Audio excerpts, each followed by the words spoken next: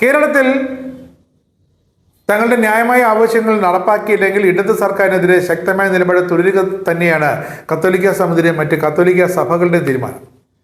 കേരളത്തിലെ ക്രൈസ്തവരുടെ സുരക്ഷയുടെ കാര്യത്തിൽ ഒന്നും ചെയ്യാൻ സാധിക്കുന്നില്ല. കേന്ദ്രമാകട്ടെ ന്യൂനപക്ഷ പീഡനം തുടരുകയും ചെയ്യും. സംസ്ഥാനത്ത് പ്രതിഷേധം ശക്തമാക്കുന്നതിനും കേന്ദ്രത്തിൽ അവസാനവട്ട സമ്മർദ്ദം ചെലുത്തുകയുമാണ് ഇപ്പോൾ കത്തോലിക്ക സമിതി.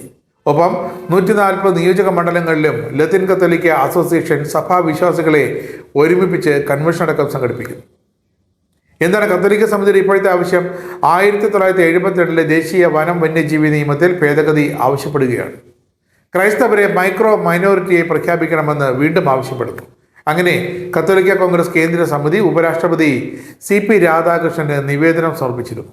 ഭാരതീയ ജനസംഖ്യയുടെ 3% താഴെ മാത്രം വരുന്ന ക്രൈസ്തവർ ന്യൂനപക്ഷം ആയതുകൊണ്ട് ഒരു വോട്ട് ബാങ്കാനുള്ള ജനസംഖ്യാപരമായ പരിമിതിയുണ്ട്.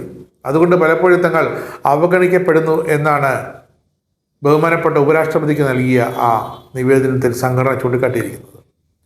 അതുകൊണ്ട് തന്നെ ഉദ്യോഗസ്ഥ കേന്ദ്രങ്ങളിൽ നിന്നും ഒരു കടുത്ത നീതി നിഷേധത്തിന് തങ്ങൾ ഇപ്പോഴും ഇരയായിക്കൊണ്ടിരിക്കുന്നു.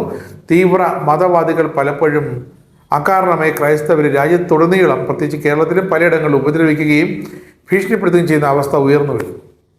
നിയമപരമായി ക്രൈസ്തവർക്ക് കൂടുതൽ സംരക്ഷണം നൽകുക എന്നത് മാത്രമാണ് പരിഹാരമാർഗം. അത് കേരള സർക്കാരിൻ്റെ ജസ്റ്റിസ് JB കോശി കമ്മീഷൻ ആ റിപ്പോർട്ട് കൊണ്ടൊന്നും ഒരു ഉപയോഗവുമില്ല. അതുകൊണ്ട് ദേശീയ തലത്തിൽ ഒരു തീരുമാനം വേണമെന്നാണ് ഇപ്പോൾ കത്തോലിക്ക സമിതി കേന്ദ്ര സമിതി ഉപരാഷ്ട്രപതിയുടെ ഔദ്യോഗിക വസതിയിലെത്തി നൽകിയ നിവേദനം.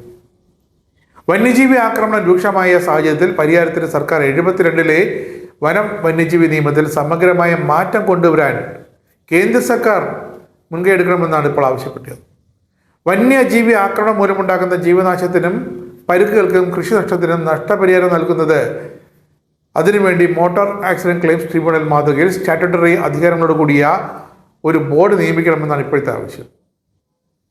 വന്യജീവികളെ വനത്തിനകത്ത് നിലനിർത്തേണ്ട നിയമപരമായ ബാധ്യത വനം ഉദ്യോഗസ്ഥർക്കാണുള്ളത്.